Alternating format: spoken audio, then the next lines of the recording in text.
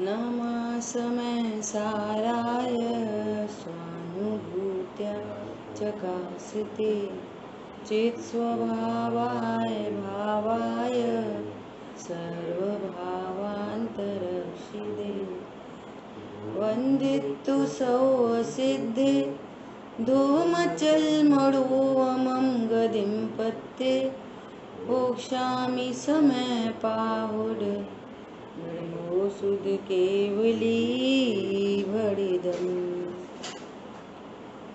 समय सारजी ग्रंथादिराज और कर्ता कर्म अधिकार पर अपनी चर्चा चल रही थी, जिसमें पिछली गाथा में चर्चा आई। विशेष चर्चा क्या आई? कह रहे हैं कि इस कर्ता कर्म की प्रवृत्ति का अभाव कब होता है। तो कह रहे हैं कि जब दोनों में भेद है, दोनों में अंतर है, ऐसा जान लेता है तो कर्ता कर्म की भ्रांति, कर्ता कर्म की प्रवृत्ति का नाश हो जाता है ना। इतनी बात आई थी। इसमें खास बात क्या आई थी कि आत्मा के और क्रोध के एक वस्तुत्व नहीं है। आत्मा और क्रोध भिन्न भिन्न वस्तुएं हैं। और फिर विशेष बात क्या आई कि जिस प्रकार ज्ञान होता हुआ मालूम पड़ता है, उस प्रकार क्रोध होता हुआ मालूम नहीं पड़ता है ना। देखो, चर्चा आगे क्रम से आ रही है, बहुत अच्छी चर्चा आ रही है। हमें बराबर से भेद ज्ञान करना चाहिए, है ना। अब देखो, अब पूछता है उत्थानिका अगली 72 गाथा की। उत्थानिका में क्या कह रहे हैं? जब इतनी बात हो गई, क्रोधादिक और ज्ञान भिन्न भिन्न वस्तुएं हैं, न तो ज्ञान में क्रोधादि हैं और न क्रोधादि में ज्ञान है। ऐसा उनका भेद ज्ञान हो तब उनके एकत्व का क्या गलती क्या चल रही थी? ज्ञान और क्रोध एक ही है ना। तो कह रहे हैं उनके एकत्व के अज्ञान का नाश होता है। नाश किसका हो गया? दोनों में एकत्व है, दोनों एक ही चीज हैं। मैं ज्ञान भी करता हूं और मैं क्रोध भी करता हूं। मैं ज्ञान भी करता हूं और मैं क्रोध भी करता हूं। पीछे चर्चा आई, आत्मा की ज्ञान स्वभावभूत क्रिया है और क्रोध परभाव रूप क्रिया है। आरी बात समझ? पिछली गाथाओं में चर्चा आई थी। क्या चर्चा आई थी? ज्ञान आत्मा की स्वभावभूत क्रिया है और क्रोधादिक आत्मा की परभावभूत क्रियाएं हैं। इसलिए दोनों में एक वस्तुत्व नहीं है। ज्ञान के साथ तादात्म्य संबंध है और क्रोधादि के साथ संयोग सिद्ध संबंध है। और जीव जीव अधिकार में उसको एक क्षेत्रावघात संबंध कहा। ज्ञान का आत्मा के साथ, ये सारे पॉइंट लिखने वाले हैं। अभी पूछो तो रिपीट कितने लोग करेंगे? बोलो क्रम से। ज्ञान क्या है? तादात्म्य सिद्ध संबंध है। ये भेद ज्ञान कराया जा रहा है क्रोध का ज्ञान के साथ। बोलो कितने पॉइंट बोले? एक एक करके एक एक लोग एक एक पॉइंट बोले। अभी कितनी चर्चा हो गई पिछली गाथाओं के रिवीजन के आधार से। एक भी बात नई नहीं बोली है। बोलिए, कौन बोलेगा? ज्ञान के साथ आत्मा का तादात्म्य संबंध है और क्रोधादि एक क्षेत्र अवकाश संबंध क्षेत्र में रहते।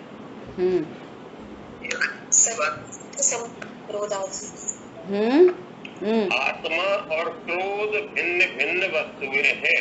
बहुत अच्छा। जहाँ अनंतान बंदी राग नहीं वहाँ द्वेष नहीं। के साथ तादा संबंध है। ज्ञान का जीव के साथ तादा संबंध है।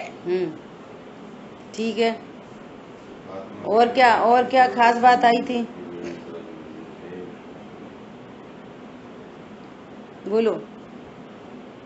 ज्ञान आत्मा की स्वभावभूत क्रिया है और क्रोधादि आत्मा की परभावभूत क्रिया है। परभावभूत क्रिया क्यों कह रहे हैं? ज्ञान भी आत्मा की पर्याय है, क्रोध भी आत्मा की पर्याय है। एक को स्वभावभूत क्रिया कह रहे, एक को परभावभूत क्रिया कह रहे। ऐसे क्यों कह रहे? पॉइंट समझ में आया? होता है इसलिए प्रभाव कहा है। पर लक्ष्य पूर्वक होता है इसलिए परभावभूत क्रिया है। फिर और कर्म के उदय में होता है इसलिए परभावभूत क्रिया है। आई बात समझ में? उसके फल में कर्म का बंधन होता है। ये सारी बातें एकदम क्लियर होनी चाहिए। ठीक है, तो अब इतनी बात हो गई। तो कह रहे हैं इससे पता क्या चलता है? ज्ञान और क्रोध दो भिन्न भिन्न वस्तुएं हैं। ज्ञान में क्रोध नहीं है। देखो, ज्ञान में क्रोध झलकता तो है, जानने में आता तो है। अब आगे बहुत शानदार चर्चा आ रही है। परंतु ज्ञान क्रोध नहीं बन जाता। क्रोध का अभाव होने पर, वो क्रोध का तो अभाव हो जाता है, परंतु ज्ञान का अभाव नहीं होता। क्रोध का अभाव होने पर ज्ञान का भी अभाव हो जाता। फिर तो आई बात समझ में? देखो कितना लिंक है। द्रव्य कर्म का अभाव होने पर क्रोध का अभाव हो जाता है और क्रोध का अभाव होने पर द्रव्य कर्म का अभाव हो जाता है। लेकिन क्रोध का अभाव होने पर ज्ञान का अभाव नहीं होता। पर समझ में आ रहा है कितनी गजब की बात है? इसलिए दोनों भिन्न भिन्न वस्तुएं हैं। यदि क्रोध का अभाव हो इधर, है ना, तो नवीन द्रव्य कर्म नहीं बंधेगा। और द्रव्य कर्म सत्ता से चले जाएं तो उस संबंधी क्रोध नहीं हो सकता। इससे सिद्ध हो रहा है, इससे क्या सिद्ध हो रहा है कि ज्ञान और क्रोध दो भिन्न भिन्न वस्तुएं हैं। वो क्रोध ज्ञान में झलक, जैसे दृष्टांत है, जैसे बुखार के नाश होने पर शरीर का नाश नहीं होता। बोलो, अरे बुखार चला गया तो शरीर भी चला गया बुखार के साथ। इससे पता चला ना, बुखार और शरीर, वो बुखार शरीर में ही होता है, कहीं और दीवार में बुखार नहीं आता।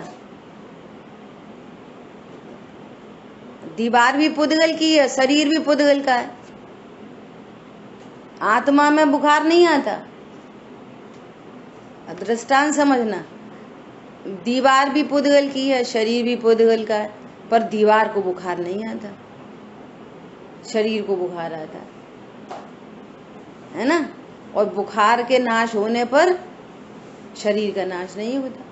तो पता चल गई दो भिन्न भिन्न वस्तुएं हैं। क्रोध आदि का अभाव हो सकता है, ज्ञान का अभाव नहीं होता। सोने की अंगूठी है ना, तो अंगूठी तुड़वा दी, तो अंगूठी तुड़वाई तो सोना टूट जाता है। इससे क्या सिद्ध होता है? सोने का नाश होने पर,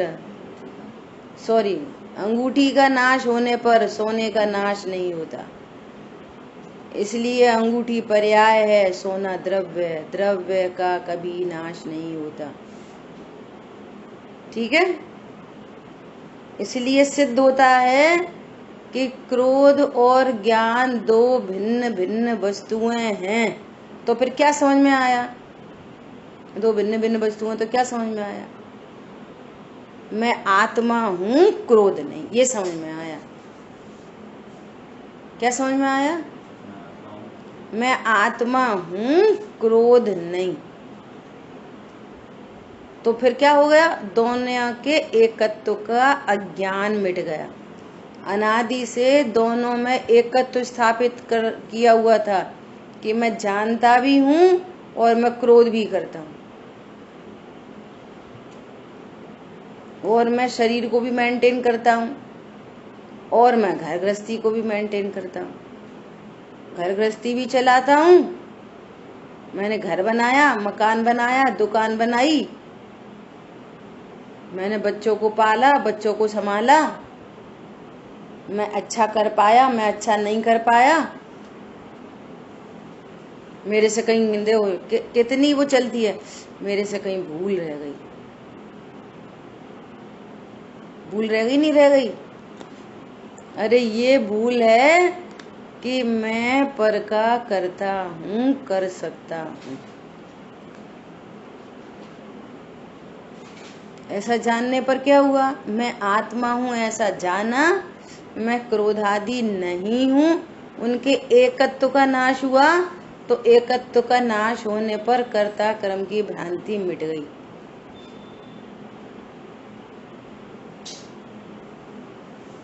वो कर्ता कर्म की भ्रांति मिटी तो उस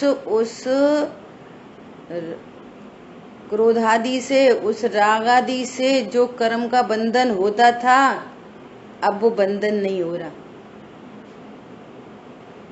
इतना बड़ा काम होगा। और कौन से रागादि मिटे? अनंतानुबंधी। देखो क्रोध तो है, अभी अप्रत्यख्यान जाति का क्रोध है, परंतु उस क्रोध से क्या हो गया? एकत्व का अज्ञान मिट गया। देखो क्रोध है, मान है, परंतु इस क्रोध का मैं करता हूं, ये मान का मैं करता हूं, अरे मैं तो मात्र ज्ञाता हूं। हरी बात समझ में? तो कह रहे इस प्रकार ज्ञान से ही बंध का निरोध होता है। दुनिया समझ रही है कि हम कुछ करेंगे तो बंध का निरोध होगा। बोलो यहाँ पर क्या करें? ज्ञान मात्र से आपको राइट नॉलेज हुई, राइट बिलीव, अब राग आदि उत्पन्न नहीं होंगे, प्रणति स्वभाव में स्थिर होगी, और ये काम तो ऑटोमेटिक होगा, और नवीन कर्म का बंध नहीं होगा। और पुराने बस अब रिलीज होते जाएंगे, रिलीज हो रहे। इस स्वभाव के आश्रय से सारे कर्म पुराने रिलीज होते जा रहे। बोलो अब क्या करें? क्या करें? दया करें, दान करें, व्रत करें, भक्ति करें, अणुव्रत पालें, महाव्रत पालें, क्या करें? क्या करें? बोलो। ज्ञाता हूं, ज्ञाता ही रहता हूं, बस। तो अणुव्रत महाव्रत, अरे वे तो शेष राग में होने वाले परिणाम है, और ज्ञान जानेगा कि ये शरीर की क्रिया मैं नहीं कर रहा, ये अणुव्रत के परिणाम परभावभूत क्रिया है, ये 28 मूल गुण के परिणाम परभावभूत क्रिया है, ये मेरी स्वभावभूत क्रिया नहीं। और स्वभाव के आश्रय से ये भी मिटेंगे। क्या? स्वभाव के आश्रय से ये भी मिटते चले जाएंगे। और जैसा मेरा स्वभाव है वैसा अनंत सिद्ध दशा में वो स्वभाव पर्याय में भी प्रकट हो जाएगा। वो स्वभाव क्या? पर्याय में ही प्रकट हो जाएगा। ये है वास्तविक स्वरूप। जैसा द्रव्य स्वभाव वैसी पर्याय प्रकट हो गई। और जब तक जैसा द्रव्य स्वभाव है, आंशिक शुद्धता प्रकट हुई, फिर शुद्धता की वृद्धि हुई, फिर अधिक वृद्धि हुई, और फिर पूर्णता हुई। और जब तक अपूर्णता है तब तक राग आदि उत्पन्न हो रहे हैं। और ज्ञान उसको क्या जानता है? उनके एकत्व का अज्ञान तो मिट गया पहले ही। ऐसी गजब बात है। देखो अब आचार्य भगवान और उस आश्रम का परिचय दे रहे हैं कि वो आश्रम कैसा है। ठीक है। अब पूछता है कि ज्ञान मात्र से ही बंध का निरोध कैसे होता है। उत्थानिका चली आ रही है। क्या कह रहे हैं? पहले क्या बोला? कर्ता कर्म की प्रवृत्ति का अभाव कब होता है। अब कह रहे हैं कैसे होता है ना। दोनों का भिन्नत्व तो बता दिया। अब उसको और पक्का कर रहे हैं कि दोनों में कैसा भिन्नत्व है। देखो क्या कह रहे हैं। गाथा नंबर 72। राधूढ़ आसवाणम असुचित्तं च विवरीय भावं च दुःखस्य कारणं तियतदोडियतिं कुड़दी जीवो। राग सही नहीं आई, फिर से पढ़ते हैं। वंदितु सौसिद्धे राधूढ़ आसवाणम् असुचित्तं च विवरीय भावं च दुःखस्य कारणं तिय तदोडियतिं कुणदी जीवो।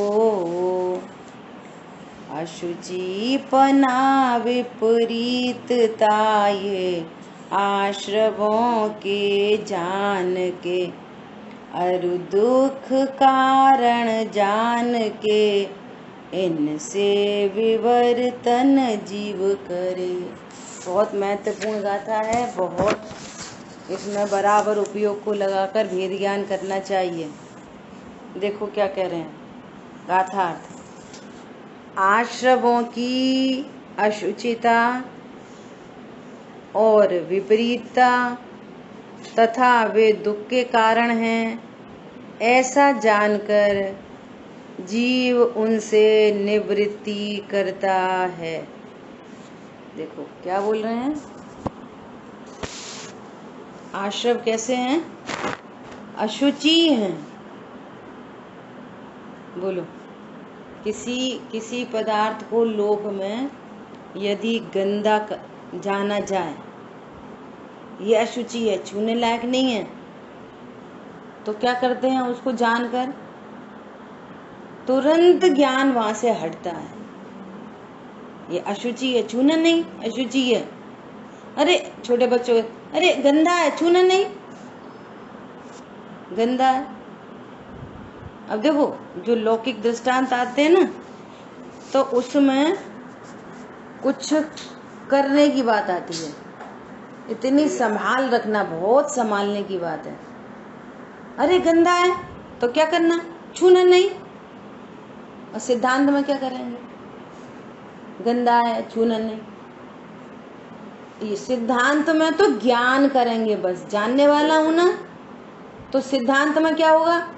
आश्रमों को जाना। कैसा जाना? कि ये अशुचि है। और इससे विपरीत मैं शुचि पदार्थ हूं, महापवित्र पदार्थ हूं। तो जान लो मैं पवित्र हूं और वे अशुचि हैं। राइट नॉलेज हो गई। तो ज्ञान क्या करेगा? दोनों को भिन्न भिन्न जानेगा। तो ज्ञान सहजपने उससे विवर्तन करेगा। निवृत्ति मतलब ये मैं नहीं हूं, मैं इनका कर्ता नहीं हूं, बस ये भिन्न वस्तु है, मैं भिन्न वस्तु, ऐसा। फिर क्या कह रहे हैं? विपरीतता है, बिल्कुल ओपोजिट है। कहाँ ज्ञान और कहाँ आश्रम। कैसे हैं? विपरीत भाव है। देखो नीचे है ना टीका में, ये अमृतचंद आचार्य देव की महिमा आती है। क्या महिमा है? कि एग्जाम्पल को देके और बात को सिद्ध करते हैं। क्या एग्जाम्पल दे रहे हैं? जल में शैवाल काई है, सो मल या मैल है। जल में क्या है? काई है। काई कहाँ लगती है? जहाँ जल हो। इम्पोर्टेंट बात।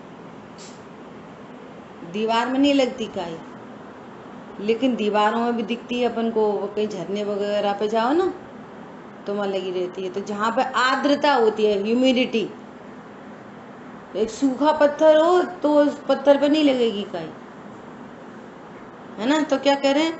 जल में काई है, सो मल या मैल है।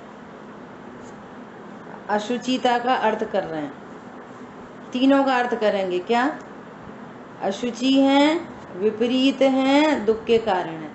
तीनों का अर्थ टीका में आएगा। तो अभी किसका अर्थ आ रहा है? अशुचि का। तो एग्जाम्पल दे रहे हैं। क्या? जल में शैवाल है, सो मल या मैल है। जो शैवाल है वो पानी है? बोलो। भले ही पानी में उत्पन्न हुई है वो काई, परंतु काई जल है? काई जल नहीं, है ना। इसी उस शैवाल की भांति आश्रव मल या मैल रूप अनुभव में आते हैं। अनुभव में आते हैं। क्या कह रहे हैं? उस शैवाल की भांति। ये रहस्य है, ये रहस्य। क्या रहस्य है? कि जल भिन्न है, काई भिन्न है, उसी प्रकार आश्रव जल के स्थान पर क्या रखना? आत्मा। और काई के स्थान पर आश्रव। शैवाल की भांति आश्रव मल रूप या मैल रूप अनुभव में आते हैं, इसलिए वे अशुचि हैं, अपवित्र हैं। और भगवान आत्मा, कहते हैं ना, ये सब लोग ऐसे कहने लगे भगवान आत्मा। अरे देखो, 2000 वर्ष पहले आचार्य देव ने भगवान आत्मा शब्द पुकारा है। 17वीं 18वीं गाथा में भगवान आत्मा आया, भगवान आत्मा अनुभूति में, है ना। और यहाँ पे बोल रहे हैं भगवान आत्मा। देखो संस्कृत में भी लिखा है, भगवान आत्मा तू नियत नित्य मेतावी निर्मल चैतन्य मात्रत्वेनोपलभ्य। संस्कृत में लिखा सबसे ऊपर टॉप में, 2-3 बार शब्द है, नीचे फिर लिखा है भगवान आत्मा तू नित्य मेवाना, है ना। भगवान आत्मा तो सदा ही अति निर्मल चैतन्य मात्र ज्ञायक भाव रूप से ज्ञायक है। भगवान आत्मा क्या है?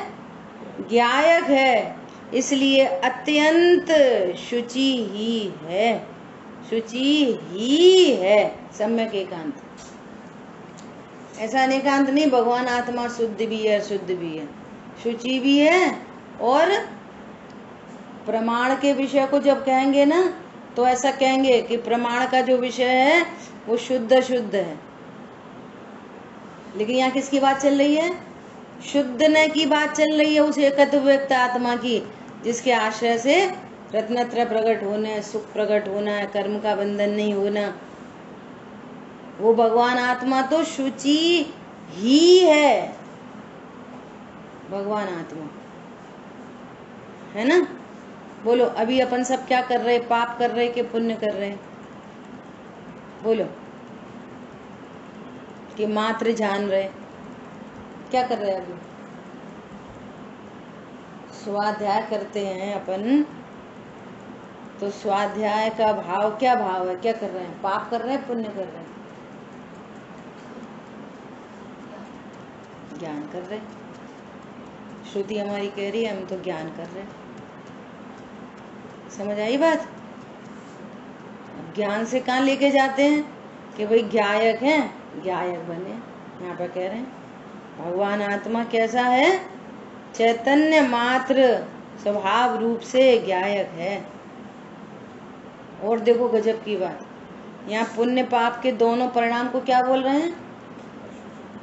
मल है, मैल है, अशुचि है। अब सोचो कितनी गड़बड़ कहाँ चलती है कि जब व्यवहार में के कथन किए जाते हैं ना, तुम उनको परमार्थ समझ लेते, और पुण्य पाप में भेद। अभी पुण्य पाप अधिकार आएगा, देखना कितनी गजब की चर्चाएं आएंगी। पुण्य पाप में भेद डाल के पाप बुरा है, पुण्य अच्छा है। पाप नहीं करना चाहिए, पुण्य करना चाहिए। क्या करना चाहिए? पाप करना चाहिए कि पुण्य करना चाहिए? दोनों नहीं करते। हम तो दोनों ही नहीं करते, कर सकते नहीं, कर सकते नहीं। क्यों? वे तो दोनों मल हैं, मैल है। H2O से बोलो, तुम क्या कर रहे हो? H2O, तो मैं H2O हूँ, H2O बना। और वो जो काई लगी है, सो तुमने काई को उत्पन्न नहीं किया। पानी से पूछो, तुमने काई को उत्पन्न नहीं किया। काई कैसे उत्पन्न होती है? फॉरेन बॉडी से उत्पन्न होती है। जल पानी काई का करता नहीं है, भले ही वो काई पानी में होती है। आप प्रकृति में भी देखो, नेचुरलिटी से पानी क्या करता है? पानी का क्या स्वभाव है? शीतलता स्वभाव है। H2O बना रहता है। और वो काई प्रभावभूत क्रिया है, स्वभावभूत क्रिया नहीं है, भले ही पानी में उत्पन्न हुआ। बोलो, दया का परिणाम अच्छा है कि दान का परिणाम अच्छा है? गजब है। जंगल में मुनिराज विराजमान है ना, और किसी को बहुत तेज प्यास लग रही है और उनके कमंडल में पानी है, तो वे क्या करुणा करेंगे, दया करेंगे कि नहीं करेंगे? मुनिराज बोलो, पानी पिला देंगे कि नहीं? बोलो, हम किसको दया कर समझते हैं? हम तो अपने बच्चों पे बहुत दया करते हैं। तो क्या करते हैं? भैया उन्हें अच्छा सा रहना, खाना पीना बढ़िया, एकदम बढ़िया कॉलेज में एडमिशन कराया, और ऐसा और ऐसा ऐसा। बोलो, ये नहीं सिखाया कि तुम ज्ञान स्वरूप हो, ये दया है।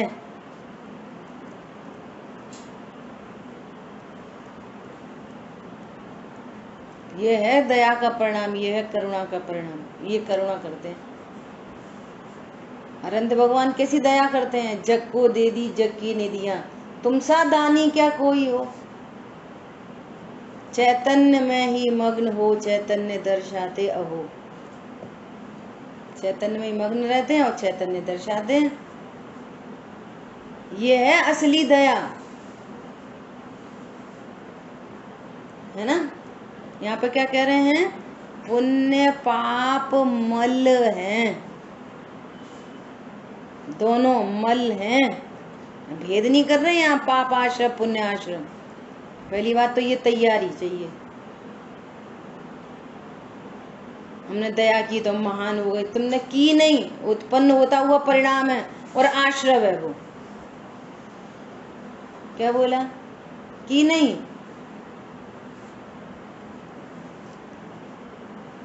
अरे कोई दूसरे को 2 लड्डू भी दे देना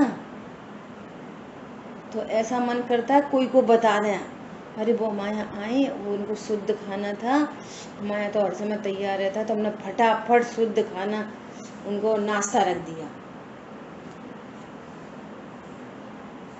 बोलो, क्या किया तुमने? वो जो परिणाम है ना, वो मल है, मैल है वो।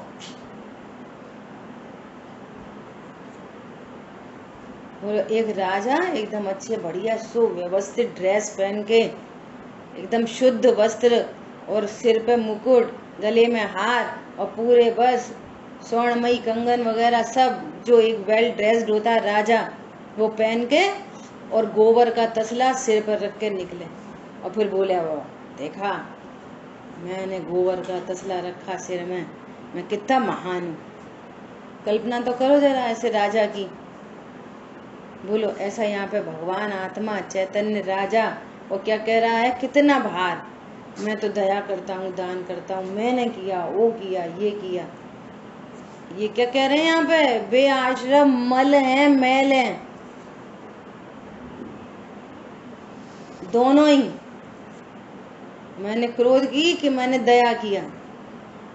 सुनना ध्यान से, वे पुण्य पाप तो मल है और मैंने किया ये महामलिनपना है।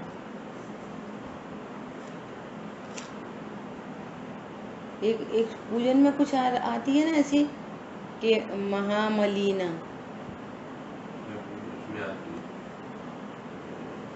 उसमें आती है 10 लक्षण पूजन में। हाँ ऐसा क्या बोला, वे तो मलिन है, वे तो गोबर तो मलिन है, और वो सिर पे उठा के चले, वो जिके से राजा है, गोबर उठा के ले जाके जा रहा है, एकदम घटिया व्यक्ति है। क्या बोलेंगे, ऐसा लग रहा है बन गया राजा जो है उसी स्वीपर की जाति का, तब तो जैसे काम कर रहा है। आदि बात समझ में,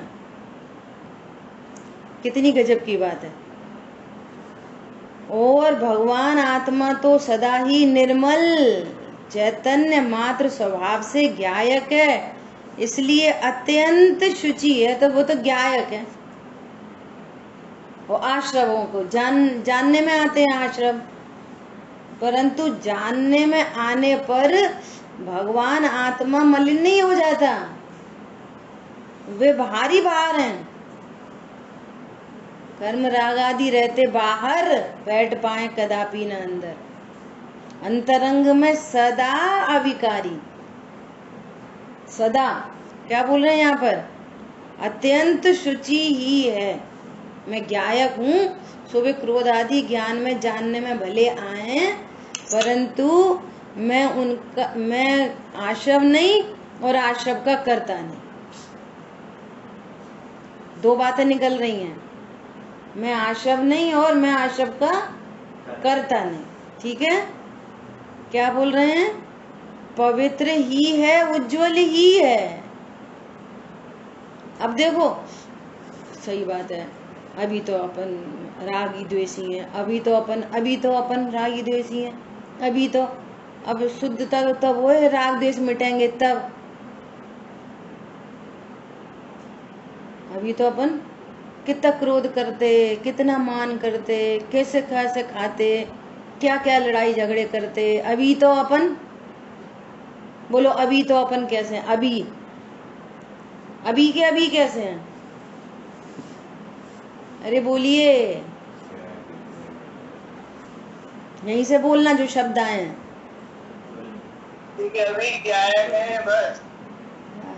भगवान उज्ज्वल, बहुत बढ़िया। अभी के अभी मैं ज्ञायक हूँ, भगवान आत्मा हूँ, पवित्र हूँ, उज्ज्वल हूँ, आत्मा हूँ, उज्ज्वल हूँ, कुंद धवल हूँ प्रभु। अभी पर से न लगा हूँ किंचित भी नहीं लगा, पर से किंचित भी। अब बस अब इसको चर्चा को आगे नहीं बढ़ा के, अब यही बार यही विचार, वो ज्ञान में जानने में आएंगे तरह तरह के परिणाम, रंग बिरंगे, कभी अशुभ रूप कभी शुभ रूप जानने में आएंगे। और दिन भर तैयारी करो, मैं तो शुचि हूँ, मैं तो निर्मल हूँ, मैं तो भगवान आत्मा बना बनाया हूँ।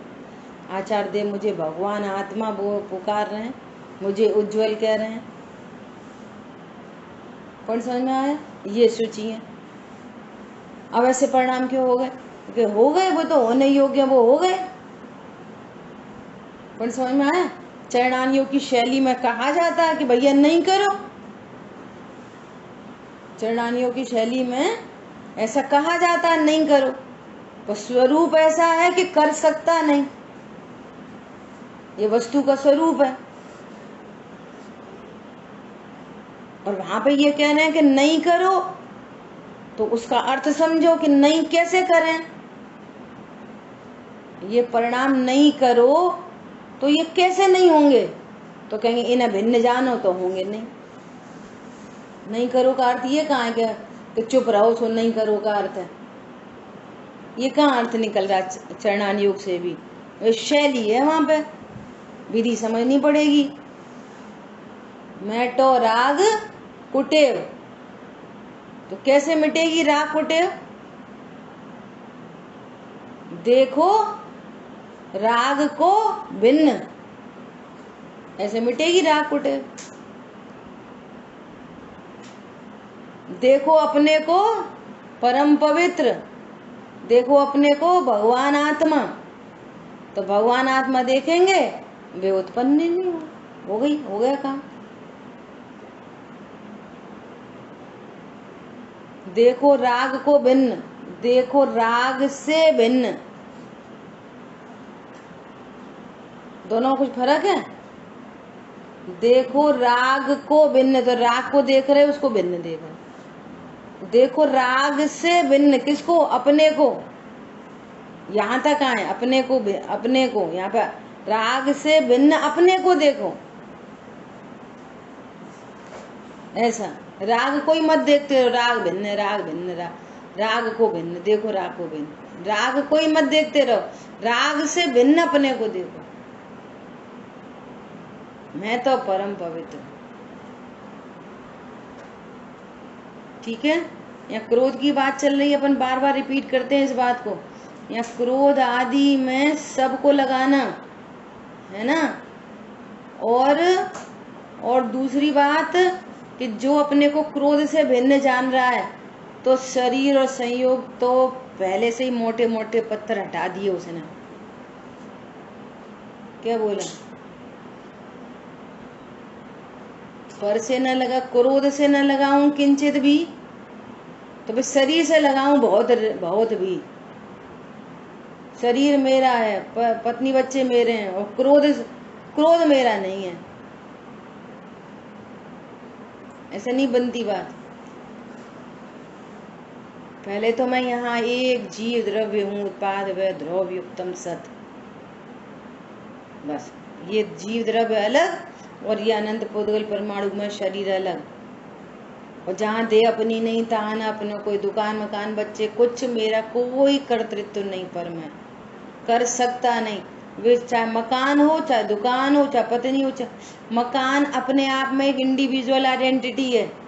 वो अनंत पुद्गल परमाणुओं की सत्ता है, वो स्वनिर्मित है। उस मकान को कोई ने नहीं बनाया, मंदिर को कोई ने नहीं बनाया। मंदिर बनाने का भाव भले जीव में उत्पन्न हुआ, लेकिन जीव का परिणाम पुद्गल की क्रिया नहीं कर सकता। ऐसे निमित्त नैमित्तिक संबंध बन रहे हैं घनिष्ठ,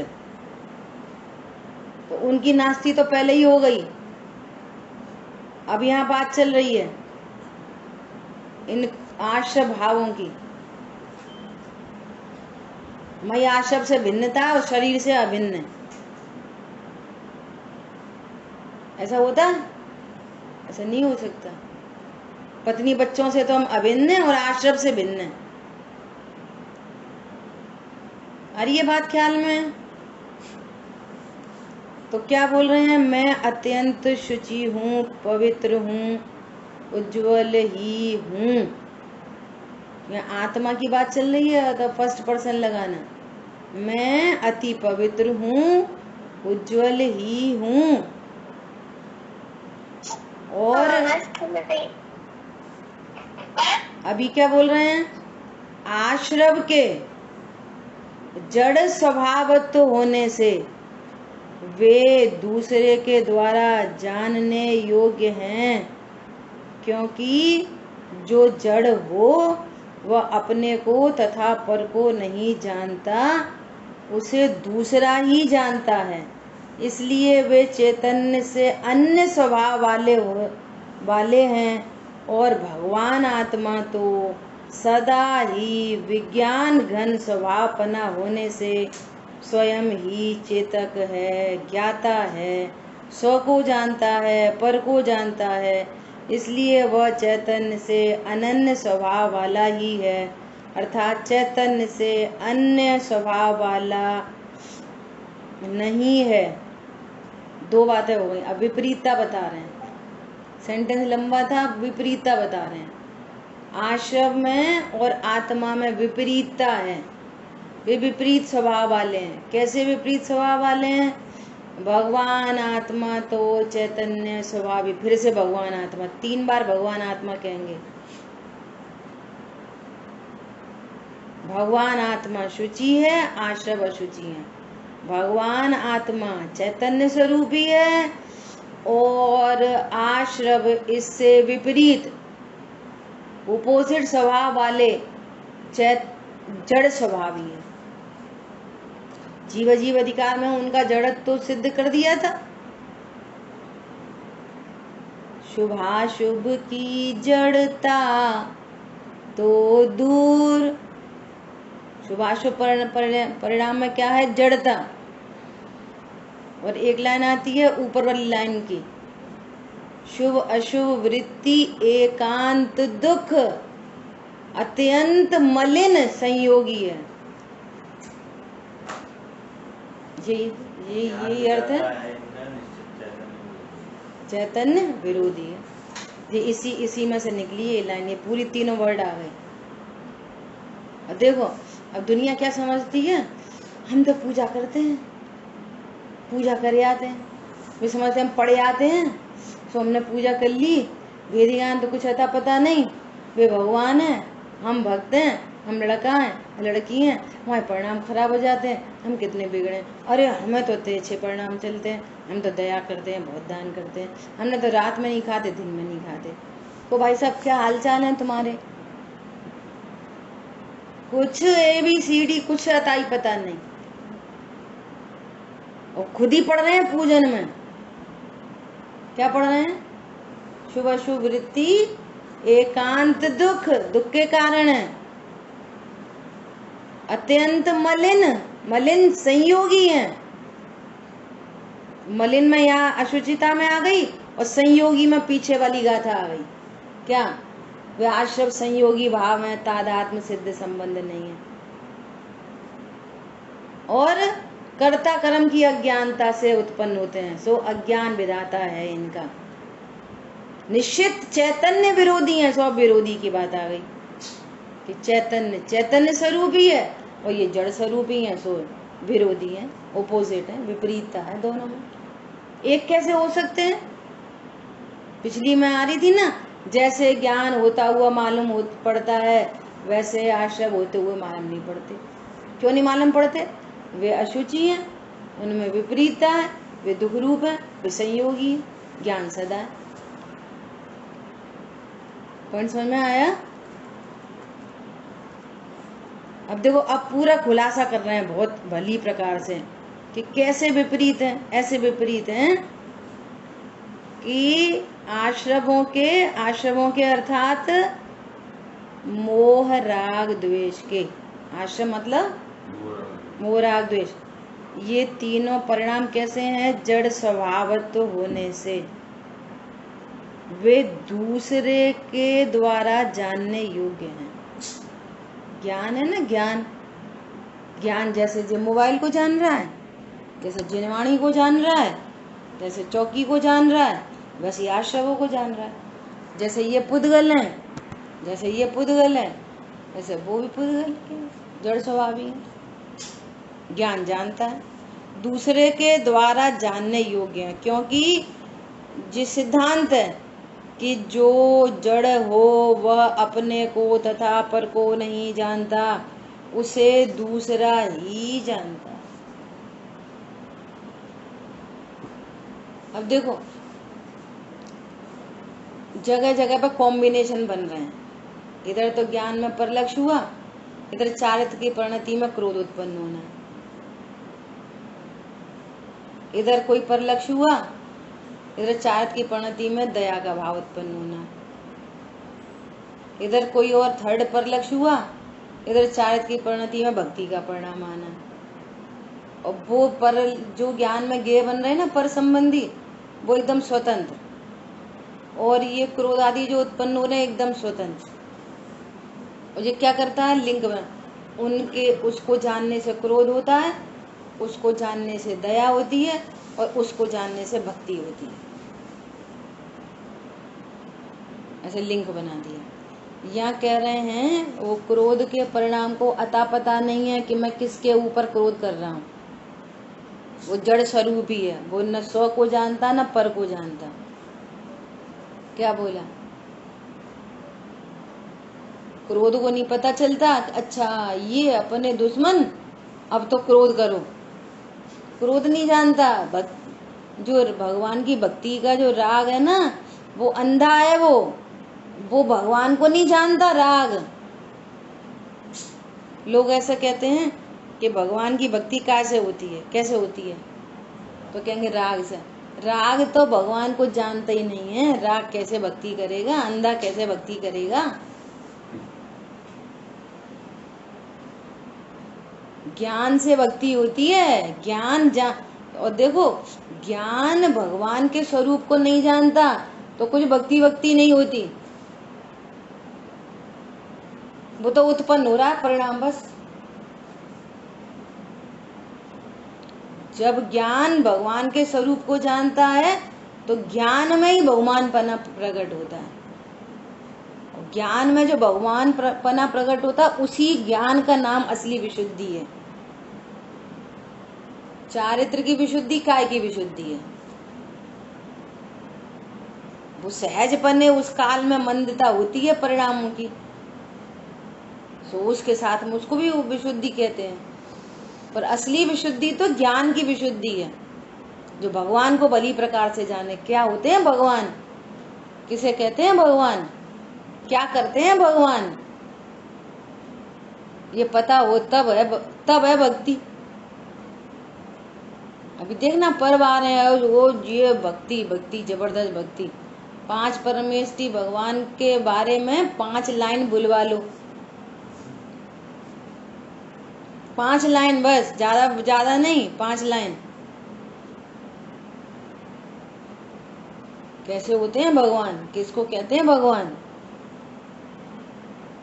रटी रटाई नहीं, वो वीतरागी होते हैं, सर्वज्ञ होते हैं, हितोपदेशी होते हैं। क्या मतलब है वीतरागता का, क्या अर्थ है हितोपदेशी पना का, क्या है हितोपदेश। हितोपदेश क्या है, बेटा पढ़ो लिखो नहीं तो बनोगे गंवार।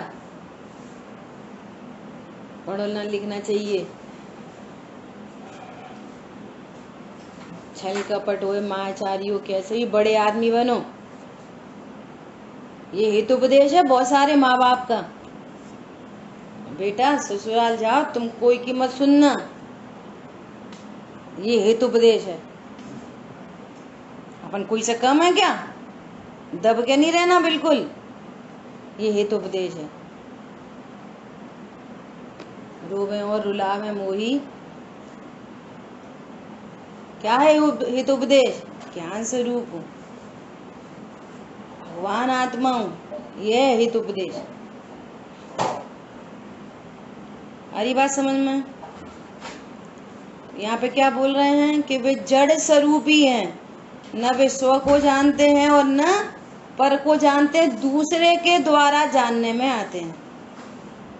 इसलिए वे चैतन्य से अन्य स्वभाव वाले होने से और भगवान आत्मा तो अपने को सदा ही विज्ञान घन स्वभावपना होने से स्वयं तो चेतक है, स्व को और पर को जानता है। इसलिए वो ज्ञान भगवान आत्मा से अनन्य है। आज भगवान आत्मा और चैतन्य जानने वाला, इनमें अनन्यपना है, मतलब अन्य अन्य नहीं है। और भगवान आत्मा और आश्रय अन्य है, भगवान आत्मा और इनमें विपरीतता है। ये ज्ञान स्वरूपी हैं और वे जड़ स्वरूपी हैं। ये आपको तीनों पॉइंट याद रहने चाहिए। अशुचि क्यों है और विपरीत क्यों है।